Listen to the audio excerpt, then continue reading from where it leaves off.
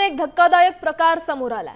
पुण्यात प्रेम प्रकरणातून एका 23 वर्षीय तरुणाची निर्घृण हत्या करण्यात आली आहे। अल्पवयीन प्रेयसीनं मुलाला फोन करून घरी भेटण्यासाठी बोलावलं।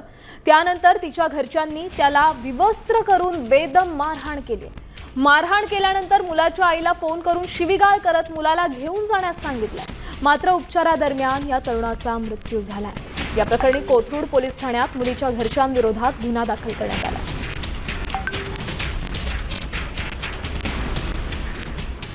अतिशय संतापजनक अशी ही घटना पुण्यात घडलेली आहे। मुलीच्या प्रियकराचा मुलीच्या घरच्यांनी कशा पद्धतीने अमानुषपणे मारहाण करून त्याची हत्या करण्यात आली आपण पाहतोय। मुलीच्या घरच्यांविरोधात सध्या गुन्हा दाखल करण्यात आलेला आहे। पुढील तपास पोलीस करतायत। दुर्दैवी बाब म्हणजे या उपचारादरम्यान तरुणाचा मृत्यू झालेला आहे। मारहाण केल्यानंतर मुलाच्या आईला फोन करून शिवीगाळही करण्यात आलेली आहे।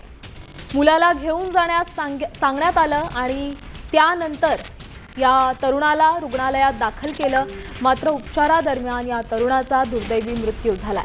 कोथरूड पोलीस ठाण्यात 10 जणांविरुद्ध गुन्हा दाखल करण्यात आलाय।